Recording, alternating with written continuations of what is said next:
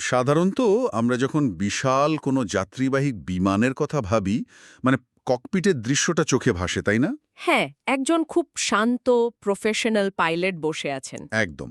মনে হয় যেন খুব হিসেব করে চারপাশের সব রাডার আর মাপজোক দেখে একদমই নিখুঁত একটা সিদ্ধান্ত নিচ্ছেন। আর এটা ভাবলে বেশ একটা স্বস্তিও কাজ করে। আমরা ধরে নিই যে আমাদের নিজেদের জীবনের ককপিটেও, অর্থাৎ আমাদের মস্তিষ্কেও ঠিক এভাবেই সবকিছু চলছে। কিন্তু বাস্তবে এই ধারণাটা পুরোপুরি ভুল। ঠিক। আর আজকের এই ডিপ ড্রাইভে আমাদের মূল উদ্দেশ্যই হলো এই ভুলটা ভাঙা। নোবেল বিজয়ী ড্যানিয়েল ক্যানম্যানের বিখ্যাত বই থিঙ্কিং ফাস্ট অ্যান্ড স্লো আর গুগলে দেওয়া তার একটা দারুণ বক্তৃতা থেকে আমরা আজকে বোঝার চেষ্টা করব মানুষের মন আসলে কিভাবে কাজ করে। হ্যাঁ, আর এই ককপিটের যে বিভ্রমটার কথা বললেন, এটা মানুষের আত্মবিশ্বাসের সবচেয়ে বড় একটা ফাঁদ। মানব মস্তিষ্কের ককপিটে ঢুকলে আসলে এক সম্পূর্ণ ভিন্ন দৃশ্য দেখা যায়। বেশ বিশৃঙ্খল একটা দৃশ্য, তাই না? একদমই তাই। সেখানে একজন নয়, বরং দুজন সম্পূর্ণ ভিন্ন স্বভাবের পাইলট বসে আছেন। এদের মধ্যে একজন অত্যন্ত ছটপটে, সবসময় লাফিয়ে চলেন, খুব দ্রুত সিদ্ধান্ত নেন আর চোখের পলকে প্রতিক্রিয়া দেখান। আর অন্য পাইলট? অন্য পাইলট বেশ ধীরস্থির, ভীষণ যুক্তিবাদী, কিন্তু তার একটা মারাত্মক সমস্যা আছে। সমস্যাটা হলো তিনি অবিশ্বাস্য রকমের অলস। ঠিক ধরেছেন। খুব বেশি দরকার না পড়লে তিনি পেছনের সিটে আরামে ঘুমিয়ে থাকতেই বেশি পছন্দ করেন। কানম্যানের গবেষণা এই স্বস্তিদায়ক ভ্রমটাকে একেবারে ভেঙে চুরমার করে দেয়। সবচেয়ে ভয়ের ব্যাপার হলো আমরা সারা জীবন ধরে মনে করি ওই ধীরস্থির পাইলটই বুঝি সবসময় আমাদের জীবনের স্টিয়ারিং ধরে আছেন। অথচ বইয়ের প্রতিটি অধ্যায় প্রমাণ করে যে ওই ছটপটে পাইলটই আমাদের অজান্তে বেশিরভাগ সময় এই মন নামের বিমানটা চালান। কানম্যান এই দুই পাইলটকে নাম দিয়েছেন সিস্টেম ১ এবং সিস্টেম ২। তো সিস্টেম ১ হলো ওই ছটপটে পাইলট। হ্যাঁ, সিস্টেম ১ হল অতি দ্রুত, স্বয়ংক্রিয় আর ইনটিউইটিভ একটা প্রক্রিয়া। এর জন্য কোনো সচেতন চেষ্টার প্রয়োজন হয় না। অনেকটা রিফ্লেক্সের মতো। একদম। ধরুন, ধীরের মধ্যে হঠাৎ কারো রাগান্বিত মুখ দেখলেন। মুহূর্তের মধ্যে আপনার মস্তিষ্ক বুঝে ফেলে যে পরিস্থিতি সুবিধার নয়। এর জন্য কিন্তু কোনো খাতা কলম নিয়ে লজিক মেলাতে হয় না। আর সিস্টেম ২ হলো ধীর, সচেতন এবং পরিশ্রমী। ঠিক। কাউকে যদি ১৭কে ২৪ দিয়ে গুণ করতে বলা হয়, তখন কিন্তু সিস্টেম ১ আর কাজ করতে পারে না। তখন সিস্টেম ২কে রীতিমতো মনোযোগ দিয়ে ধাপে ধাপে গুণটা করতে হয়। এই ব্যাখ্যার পর সিস্টেম ২কে তো বেশ নির্ভরযোগ্যই মনে হচ্ছে।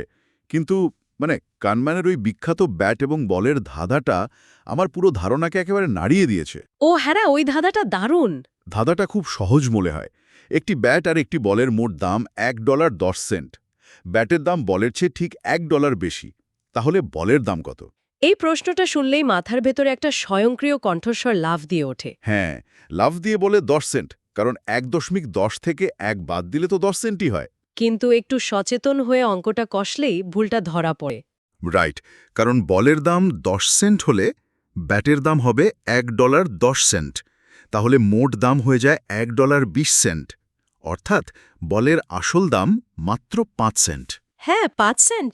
আমি মানতেই পারছি না যে হার্ভার্ড বা এমআইটির মতো শীর্ষ বিশ্ববিদ্যালয়ের প্রায় ৫০% শিক্ষার্থী এই ধাঁধার উত্তরে প্রথমে ১০ সেন্টই বলেছিল। এত বুদ্ধিমান মানুষের সিস্টেম ২ কিভাবে এত সহজে ভুল করে? আসলে এর পেছনে কোনো বুদ্ধিমত্তার অভাব নেই। এখানে কাজ করে প্রকৃতির একটা মৌলিক নিয়ম, ল অফ লিস্ট এফার্ট বা ন্যূনতম প্রচেষ্টার নিয়ম। শক্তি বাঁচানোর প্রবণতা আর কি। হ্যাঁ, সিস্টেম ২ এর কাজ করার জন্য মস্তিষ্কে প্রবল মনোযোগ আর বিপুল শক্তির প্রয়োজন হয়। মানবদেহ সবসময় টিকে থাকার জন্য এই শক্তি সঞ্চয় করতে চায়। তার যখনই সিস্টেম ১ কোনো সহজ আর স্বস্তিদায়ক উত্তর চোখের সামনে ভাসিয়ে দেয়, যেমন ওই ১০ সেন্টের উত্তরটা, তখন সিস্টেম ২ সেটা যাচাই করার জন্য বাড়তি গ্লুকোজ বা শক্তি খরচ করতে চায় না। একটা চমৎকার উপমা দেওয়া যেতে পারে এখানে। সিস্টেম ১ হলো আমাদের সেই বন্ধু যে খুব দ্রুত কথা বলে আর লাফ দিয়ে সিদ্ধান্তে পৌঁছে যায়। আর সিস্টেম ২ হলো একজন অত্যন্ত অলস সুপারভাইজার। একদম নিখুঁত উপমা। সে একটু কষ্ট করে অঙ্কটা মিলিয়ে দেখার বদলে সিস্টেম ১-এর দেওয়া ওই দ্রুত সিদ্ধান্তে বিনা বাক্য ব্যবয়ে শিলমোহর দিয়ে দেয়। বাপরে! তার আমাদের যুক্তিবাদী সত্তা মূলত শক্তি বাঁচাতে গিয়ে সত্যিটাকে বিসর্জন দেয়। আচ্ছা, মানসিক কাজ করা যদি শারীরিকভাবে দৌড়ানোর মতো এতই ক্লান্তিকর হয়, তবে সিস্টেম 2 যখন সত্যিই কাজ করে তখন শরীরে ঠিক কি ঘটে? মানসিক আর শারীরিক পরিশ্রমের মধ্যে যে গভীর সম্পর্ক আছে তা কানম্যান আর জ্যাকসন বিটির একটা গবেষণায় খুব স্পষ্টভাবে ধরা পড়েছে। পিউপিলোমেট্রি বা চোখের মণি প্রসারণের গবেষণা। ওহ, ওই অ্যাড 3 টাস্কের বিষয়টা? হ্যাঁ, ধরুন কাউকে কয়েকটি সংখ্যা বলা হলো, যেমন ৫, ২, ৯। এরপর তাকে প্রতিটি সংখ্যার সাথে ৩ যোগ করে নতুন সংখ্যাগুলো মনে রাখতে হবে এবং বলতে হবে। এটা তো প্রচণ্ড মানসিক চাপের একটা কাজ। ঠিক।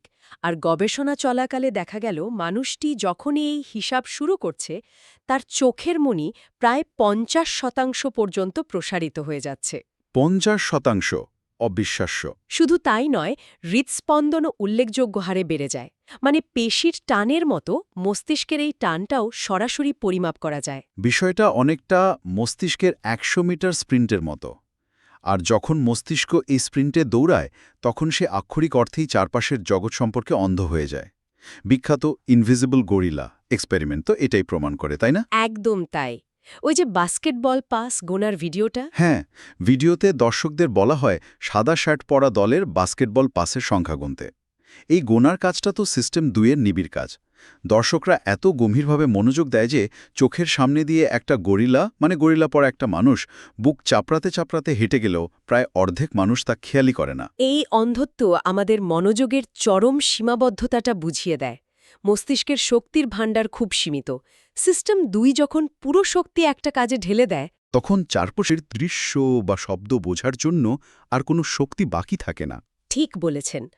আর এই শক্তির সীমাবদ্ধতার আর একটা ভয়াবহ রূপ হল ইগো ডিপ্লিশন বা মানসিক শক্তির অবক্ষয়। মানুষের আত্মনিয়ন্ত্রণ আর যুক্তিবাদী সিদ্ধান্ত এগুলো একই শক্তির ভাণ্ডার ব্যবহার করে।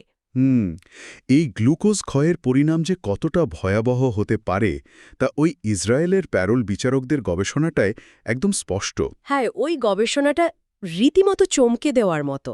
সকালে বা খাবারের বিরতির ঠিক পরপর বিচারকরা বন্দীদের প্যারোল আবেদন প্রায় ৬৫% হারে মঞ্জুর করেন।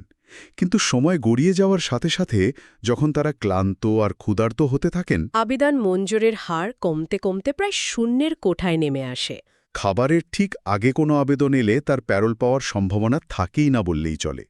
তার মানে মস্তিষ্ক তখন কষ্ট করে ফাইলের খুঁটিনাটি পড়ে যুক্তিক সিদ্ধান্ত নেওয়ার বদলে খুব সহজে না বলার অলস পথটা বেছে নেয়। কারণ না বলতে কোনো শক্তি খরচ হয় না। আচ্ছা, আমার একটা প্রশ্ন আছে। এই যে মানসিক কাজ করা এত ক্লান্তিকর, সিস্টেম 2 এর এই অলস্যতা কি মূলত বিবর্তনের একটা কৌশল? মানে মস্তিষ্কের অতিরিক্ত শক্তি ক্ষয়রোধ করার জন্য? একদম সঠিক ধরেছেন। এটা পুরোপুরি টিকে থাকার তাগিদ। প্রাচীনকালে শিকারী মানুষের জন্য মস্তিষ্কে শক্তি জমিয়ে রাখাটা জীবন মরণের ব্যাপার ছিল। মস্তিষ্ক শরীরের ওজনের মাত্র 2% হলেও এটি শরীরের মোট শক্তির প্রায় 20% খরচ করে। হ্যাঁ, তাই খুব বেশি প্রয়োজন না হলে মস্তিষ্ক সিস্টেম 2কে জাগাতে চায় না। যে কোনো আকস্মিক বিপদের জন্য শক্তি সঞ্চিত রাখতে চায়। এই বিষয়টা মেনে নিলে তো একটা অদ্ভুত সত্যের মুখোমুখি হতে হয়। সিস্টেম 2 যেহেতু সবসময় শক্তি সঞ্চয় করতে চায় আর ঘুমিয়ে থাকে, তার মানে আমাদের আচরণের বেশিরভাগ নিয়ন্ত্রক হল সিস্টেম 1। হ্যাঁ, বেশিরভাগ সিদ্ধান্তই সিস্টেম 1 নেয়। কিন্তু এই সিস্টেম 1 কি পুরোপুরি স্বাধীন? বইটা পড়লে তো তা মনে হয় না। মনে হয় যেন আমাদের চারপাশের পরিবেশ এক অদৃশ্য সুতোয় বাঁধা পুতুলের মতো আমাদের সিস্টেম 1কে নিয়ন্ত্রণ করছে। ঠিক। মনোবিজ্ঞানের ভাষায় এই অদৃশ্য প্রভাবকে বলা হয় প্রাইমিং এফেক্ট। আমাদের চারপাশের পরিবেশ বা খুব সাধারণ কিছু শব্দ আমাদের অবচেতন মনে এমন কিছু স্নায়বিক সংযোগ তৈরি করে যা আমাদের শারীরিক ভঙ্গি পর্যন্ত বদলে দেয়। ওই যে জন বার্গের ফ্লোরিডা এফেক্টের মতো? হ্যাঁ, একদল তরুণ শিক্ষার্থীকে বার্ধক্য সম্পর্কিত কিছু শব্দ দিয়ে বাক্য মেলাতে বলা হয়েছিল, যেমন ধরুন বলিরেখা, ফ্লোরিডা, ধূসর, এই ধরনের শব্দ। আর সবচেয়ে অবিশ্বাস্য ব্যাপার হলো ওই শব্দগুলো নিয়ে কাজ করার পর যখন তরুণেরা করিডোর দিয়ে হেঁটে যাচ্ছিল, তাদের হাঁটার গতি স্বাভাবিকের চেয়ে অনেক ধীর হয়ে গিয়েছিল। অথচ তারা নিজেরাও জানত না যে বার্ধক্যের ধারণাটা তাদের অবচেতন মনে এমনভাবে গেঁথে গেছে। বার্ধক্য শব্দটি অবচেতনভাবে ধীর গতির ধারণাকে জাগিয়েছে। বাপরে! আর টাকার প্রভাব নিয়ে হওয়া গবেষণাগুলো তো একই রকম চমকপ্রদ। স্ক্রিনসেভারে ভাসমান ডলারের ছবি দেখলে বা টেবিলে নকল টাকা পড়ে থাকলে দেখলে মানুষের আচরণ তাৎক্ষণিকভাবে বদলে যায়। হ্যাঁ, তারা অবচেতনভাবেই বেশি স্বাধীনচেতা হয়ে ওঠে। কিন্তু একই সাথে বেশি স্বার্থপরও হয়। মানে টাকার ছবি দেখার পর কেউ যদি ইচ্ছা করে পেন্সিল ফেলে দেয়, তখন ওই ব্যক্তিটি তাকে সাহায্য করার জন্য পেন্সিল কুড়িয়ে দিতে অনেক কম আগ্রহ দেখায়। তারা অন্য মানুষের কাছ থেকে দূরে বসতেও পছন্দ করে। কিন্তু আমি সবচেয়ে বড় ধাক্কা খেয়েছি যুক্তরাজ্যের ওই চা কফির অনেস্টি বক্সের ঘটনাটা পড়ে। ওই সততা বাক্সের গবেষণাটা বেশ মজার। নিয়ম ছিল চা কফি খেয়ে বাক্সে নিজে থেকে টাকা রাখার। বাক্সের ওপর যখন ফুলের ছবি টাঙানো থাকত, মানুষ যে পরিমাণ টাকা দিত, শুধু একজোড়া তীক্ষ্ণ চোখের ছবি টাঙিয়ে রাখলে মানুষের টাকা দেওয়ার পরিমাণ প্রায় ৩ গুণ বেড়ে যেত। মানে একটু দাঁড়ান, এটা কি আসলেই সম্ভব? শুনতে অবাক লাগলেও সত্যি। আমরা কি আসলেই এত সহজে প্রভাবিত হই যে কেবল একজোড়া চোখের ছবি আমাদের সততার মাত্রা এত বাড়িয়ে দেয়? সিস্টেম এক কেন আমাদের কোনো সচেতন অনুমতি ছাড়াই এই সংকেতগুলোতে প্রতিক্রিয়া দেখায়? এর পেছনে আসলে বিশুদ্ধ স্নায়ুবিজ্ঞান কাজ করে। সিস্টেম এক সবসময় চারপাশের সংকেতগুলোকে জোড়া লাগিয়ে একটা অর্থ দাঁড় করানোর চেষ্টা করে। চোখ মানে কেউ একজন দেখছে। আর কেউ দেখলে আমরা ভালো আচরণ করি। একদম। বিবর্তনীয় ইতিহাসে পর্যবেক্ষণে থাকলে সামাজিকভাবে ভালো আচরণ করাটা আমাদের জন্য নিরাপদ ছিল। চোখের ছবি দেখা মাত্রই অবচেতন মনে সেই নজরদারির ভয়ে কাজ করতে শুরু করে। আর পুরো প্রক্রিয়াটা এত দ্রুত ঘটে যে সিস্টেম 2 এর মাথা ঘামানোর সুযোগই থাকে না। হ্যাঁ, মানুষ হয়তো ভাবে তারা নিজস্ব নৈতিক মূল্যবোধের কারণে বেশি টাকা দিচ্ছে, কিন্তু মস্তিষ্ক আসলে স্রেফ একটা ছবির প্রতি যান্ত্রিক প্রতিক্রিয়া দেখাচ্ছে। তার মানে এই সিস্টেম 1 এর প্রভাবিত হওয়ার প্রবণতা শুধু যে আমাদের আচরণ বদলায় তা কিন্তু নয়, আমরা কোনটিকে সত্য বলে বিশ্বাস করব সেটাও নির্ধারণ করে দেয়। আর এর পেছনে কলকাঠি নাড়ে যে মেকানিজম, তাকে ক্যানম্যান বলেছেন কগনিটিভ ইজ বা বোধগত স্বাচ্ছন্দ্য। এই বোধগত স্বাচ্ছন্দ্য হওয়া সত্যের একটা মারাত্মক বিভ্রম। মস্তিষ্ক যখন কোনো তথ্য খুব সহজে বা বিনা পরিশ্রমে বুঝতে পারে, তখন তার মধ্যে এক ধরনের স্নায়বিক স্বস্তির অনুভূতি হয়। আর সিস্টেম 1 তখন সেই স্বস্তির অনুভূতিকেই সত্য বলে ধরে নেয়। ঠিক, পরিচিতি আর পরম সত্যের মধ্যে পার্থক্য করা সিস্টেম একের পক্ষে ভীষণ কঠিন। এই মেকানিজমটাই তো প্রোপাগান্ডা বা বিজ্ঞাপনের মূল হাতিয়ার। কোনো মিথ্যা তথ্য বারবার প্রচার করলে মানুষের কাছে সেটা পরিচিত হয়ে ওঠে, আর পরিচিত মানেই সহজে বোধগম্য, অর্থাৎ কগনিটিভ ইজ। তখন মানুষ সেটাকেই সত্য মানতে শুরু করে। বইতে দারুণ কিছু উদাহরণ ছিল এই বিষয়ে। হ্যাঁ, কোনো বাক্য যদি খুব স্পষ্ট আর সুন্দর ফন্টে লেখা থাকে, অথবা যদি ছন্দ মিলিয়ে বাক্য তৈরি করা হয়, যেমন ইংরেজিতে ওজ ইউনাইট ফোজ, মানুষের মস্তিষ্ক সেটিকে বেশি সত্য বলে মনে করে। এটা তো যুক্তির চরম অবমাননা। একটা সুন্দর ফন্ট বা একটা ছন্দ কিভাবে সত্যের মাপকাঠি হতে পারে? যুক্তির দিক থেকে অবমাননাকর হলেও মস্তিষ্কে এভাবেই কাজ করে। সাবলীলতা সত্যের ইলিউশন তৈরি করে। ড্যানিয়েল গিলবার্টের একটা তত্ত্ব এখানে প্রাসঙ্গিক। কোনো বাক্য বুঝতে হলে আগে আমাদের মস্তিষ্ককে বিশ্বাস করতে হয় যে সেটি সত্য হলে কেমন হতো। আচ্ছা, মানে বোঝার প্রাথমিক ধাপই হলো বিশ্বাস করা। একদম। এরপর সিস্টেম 2 এসে বিচার করে সেটি আসলে সত্য নাকি মিথ্যে। কিন্তু সিস্টেম 2 যদি ক্লান্ত থাকে বা তথ্যটি খুব সুন্দর ফন্টে লেখা থাকার কারণে সিস্টেম 1 কাছে সত্য বলে মনে হয়, তবে সিস্টেম 2 আর তা যাচাই করার কষ্টটুকু করে না।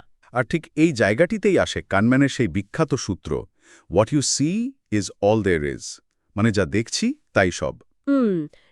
WYSIATI, সংক্ষেপে উইসিআরটি। রাইট। সিস্টেম 1 হাতের কাছে যেটুকু তথ্য পায় তা দিয়ে একটা সুসংহত গল্প তৈরি করে ফেলে। তথ্যের পরিমাণ বা মান নিয়ে তার কোনো মাথা ব্যথা নেই।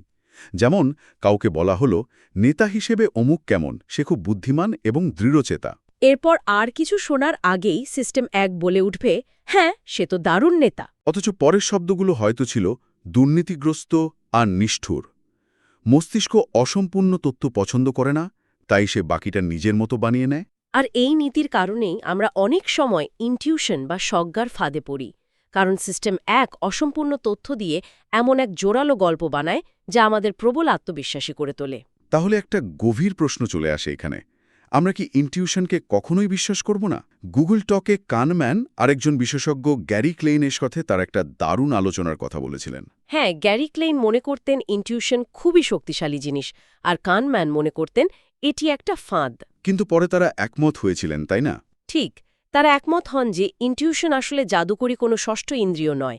এটি কেবলই প্যাটার্ন চেনার ক্ষমতা।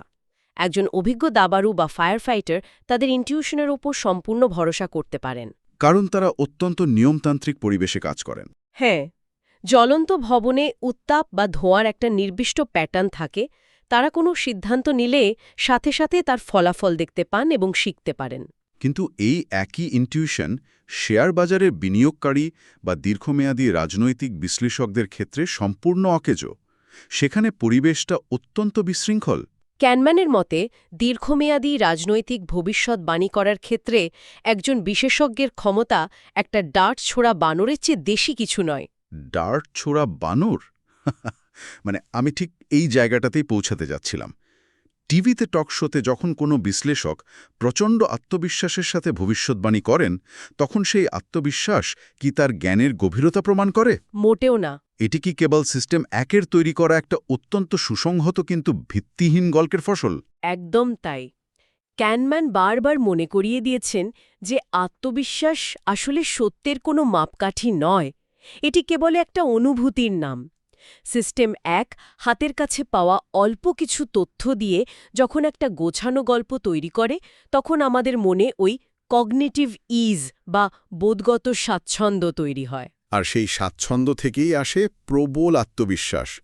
তথ্যের প্রমাণের সাথে এর কোনো সম্পর্ক নেই। হ্যাঁ, কেউ গলা উঁচিয়ে কথা বললেই সে সঠিক, ব্যাপারটা তেমন নয়।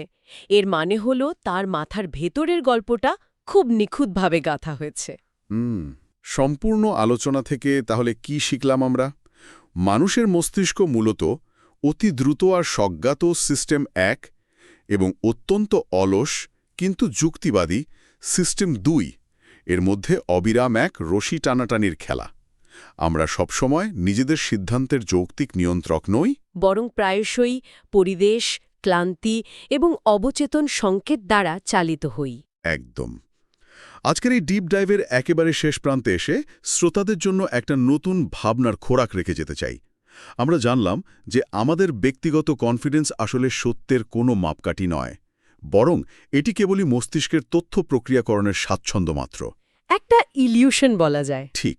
তাহলে একটু ভেবে দেখুন তো, জীবনের যে গভীর বিশ্বাসগুলো বা পেশাগত যে অটল সিদ্ধান্তগুলোকে আমরা পরম সত্য বলে আঁকড়ে ধরে আছি, তার কতকগুলো সত্যি প্রমাণের ওপর দাঁড়িয়ে আছে, আর কতকগুলো কেবল একটা সুন্দর ফন্ট, বারবার শোনা কোনো কথা বা মস্তিষ্কের একটা অপটিক্যাল ইলিউশন মাত্র। ককপিটের ওই ২ পাইলটের কথা মনে রেখে হয়তো এখনই সময় এসছে একটু উঁকি দিয়ে দেখার, আমাদের জীবনের স্টিয়ারিংটা আসলে কার হাতে।